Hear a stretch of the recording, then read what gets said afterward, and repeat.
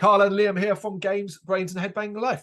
gbhblofficial for short. This video game track by track time as we return into the world of Sonic the Hedgehog, touching upon the Sonic game with the best soundtrack of all of them. Not only that as well, in my opinion, still to date, the best Sonic game ever made. It is Sonic the Hedgehog 2, the 1992 platform game developed by Sega for the Sega Genesis / Mega Drive.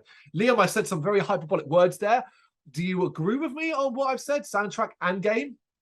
I do. So I don't know why we bother doing these videos and having like two different people with two different opinions, because we just pretty much agree the whole time. But yeah, I can't really disagree. In my opinion, Sonic 2 is the best Sonic game ever made. I have a lot of fond memories playing it back in the day when I was a lot younger, and it still holds up incredibly well. And so does this soundtrack. Actually, I think this soundtrack is actually quite, going back and listening to it, which is something I don't think I've ever done in full. Obviously, I've heard it playing the game level by level, but going back actually listening to it from top to bottom, I was actually quite surprised by how impressive it is. Yeah. Yes, I am a big fan of this as well. I do urge you folks, do bear in mind that if you're like, well, I don't really want to go play the old game, the game has been remastered on pretty much everything. And why that's important is because the remastering brought back the missing zone, the hidden zone, the hidden palace zone. So if you haven't played Sonic 2 in a while, you're going to get to play it with a brand new zone. Yeah.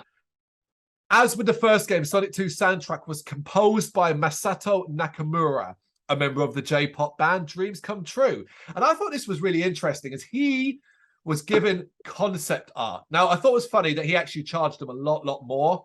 And he decided not to go with him and actually did the music in-house, but it was shit. Apparently, it was terrible. So they went back to him, paid him what he demanded, and gave him concept art to do the music, which he used to attempt to reflect the atmosphere. So he did a damn good job considering he was working with concept art only.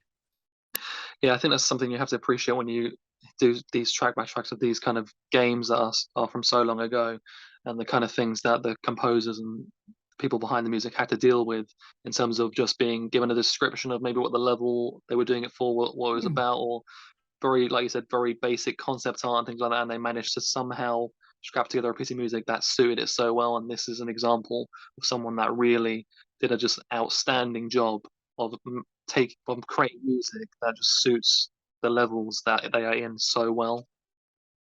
Indeed he does. Indeed he does. We begin with Emerald Hill. This goes for a similar Green Hill Zone vibe, but it doesn't quite hit for me. It has some nice energy, feels light and explorative, but it's so far from the strongest piece of music on this game soundtrack.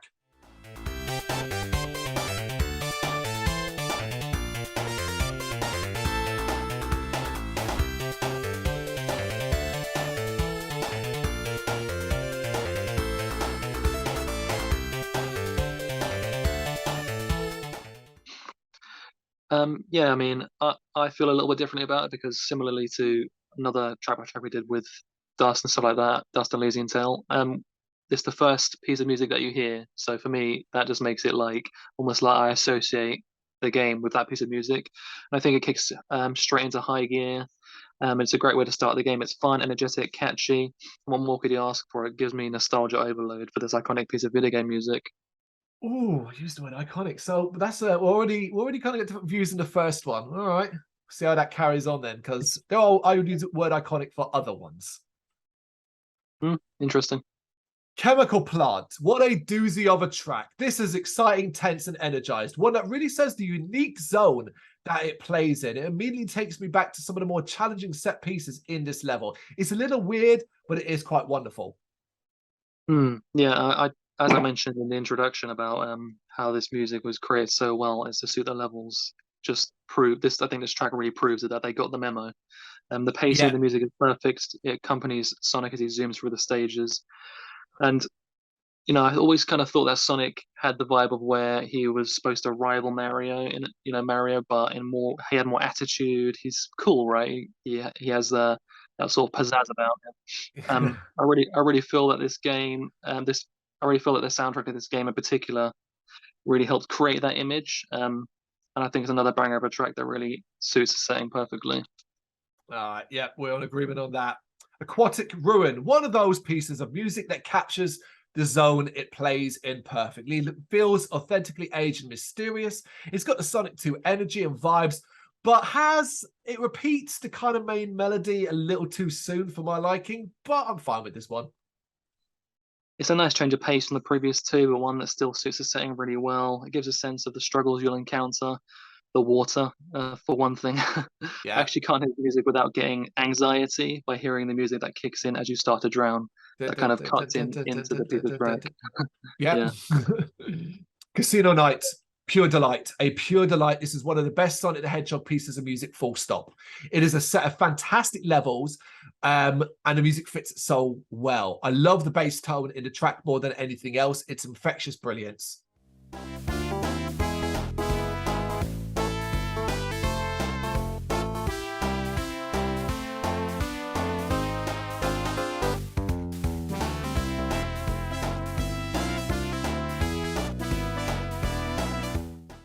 Are you slightly giving away what's going to be in your top three there? It is. That one is definitely going to be there, I'm afraid. Yeah, it's another one that comes with strong memories for me. As a kid, I used to spend ages not completing the stage, just playing around with the slot machines. It's a really nice chill track that appears simplistic on the surface, but if you pay attention to the bass line, you'll realize it's another skillfully put together piece of music. Just that, the donk, donk, donk. That is really good bass in this one. Yeah. Hilltop, a bit of a hidden gem for weirdness, and it's one of the more relaxed tones in the game, even though it's punctuated with these odd touches here and there. Alas, its biggest problem is that it's also one that really repeats very quickly. There's maybe about 20-30 seconds of original music here before we revert back to the same thing. Yeah, I agree. This is a strange one for me because I think this is one of the best looking levels in the game, in my opinion, and it's quite an enjoyable one as well. However, I never really liked this track that much. The drony sounding harmonica kind of grates on me a bit. It's not one of my favorites. Mystic Cave. Well, I always hated these levels, and the music does little for me. In fact, the main beat I find quite annoying. It does have touches of quality here, and it's one of the less repetitive pieces in the game, but this might be my least favorite. Wow, I'm shocked. Ah, I'm shocked. okay. I really like this piece of music, and I love the level and the mystery and intrigue that the piece of music creates in your mind. I have a lot of memories playing this one by a split screen co-op back in the day with siblings. So for me, it's dripping with nostalgia, and I really like it. Oh my god. I'm shocked. Same. Oil Ocean, quite on the nose when it comes to the aquatic theme, even though this isn't quite what this level is. I like the wavy rhythm though, and it shifts nicely as it goes on. Not that memorable, but when you listen to it, you're like, yeah, it's pretty cool. Yeah, I think it's a nice enough track for a level that filled me with a lot of frustration. I drowned more in those rivers of oil than I'd care to admit. Metropolis.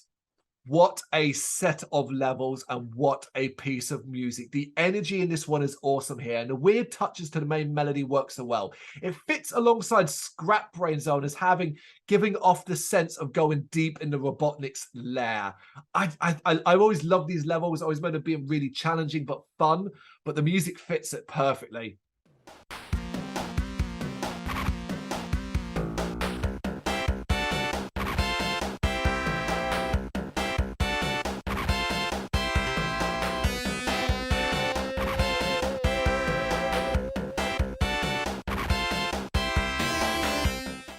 Yeah, I mean it fits it so well, and I think the music does a good job of making you feel like you're going on like a journey for each different stage. It was at this point that you start to really notice the difficulty spike in the game as well. So there's plenty of frustrating memories surrounding the stage for me. I don't think it'll be many people's favorites, but it's the level. But it is saved by what is a banger of a track. That's it. Sky Chase. Another really strong one. It goes for chilled vibes, even though it's actually some of the more challenging moments in the game because it's obviously you and the biplane that Tails is flying. I call this the calm before the storm. I can drift to this track. Yeah, nicely put. This always filled me with a sense of hopefulness after escaping the hell that was Metropolis. There's a sense of emotion attached to this, which makes it really stand out from the rest wonderfully. Wing Fortress. The mantra of every sequel should always be bigger, bolder, and better. And Sonic 2 nailed that. Nowhere does it showcase that with this level and the music that comes with it. Bombastic and ballsy.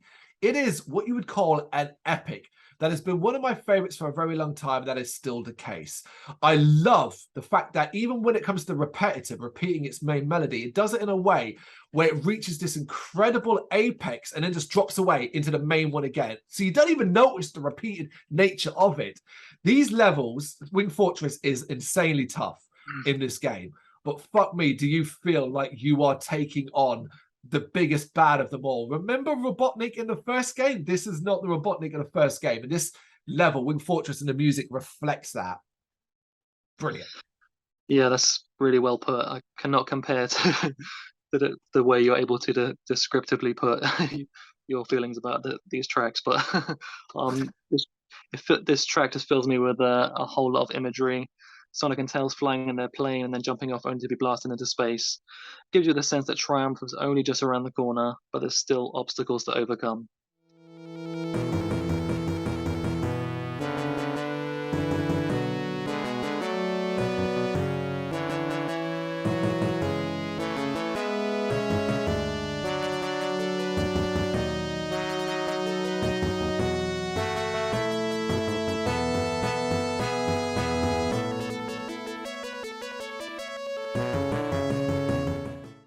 Well put, well put. And then we get Death Egg, reflective of the futuristic experience. But for me, one of the most non-Sonic sounding pieces of music in all the early games. This one, I'll admit, haven't heard the soundtrack a lot, was one I was like, oh yeah, this is a piece. I don't know if it's because you're probably so heavily focused on fighting Metal Sonic that this one kind of just passes you by. I do agree this does kind of stand out as a bit of an odd egg from the rest, which is ironic. But also, I have to just say, they weren't screwing around when they named this stage Death Egg. That's quite extreme. Yeah. But it certainly makes you think of a mad scientist. It sort of reminds me of the track that plays in the castle levels of Mario. It's got kind of like a similar sound effect to that. So that's quite interesting. But it has more of a feel of something like a crazy carnival of horrors, I thought. Very good, very good. And then we're going to jump to the other ones that you often find in the game. So special stage. Whereas the first game had that wonderfully dreamy music, here we get something that has a kind of energetic race feel to it, carnival style. And it does nothing for me. I do not have good memories of the special stage in Sonic 2 because of fucking Tails.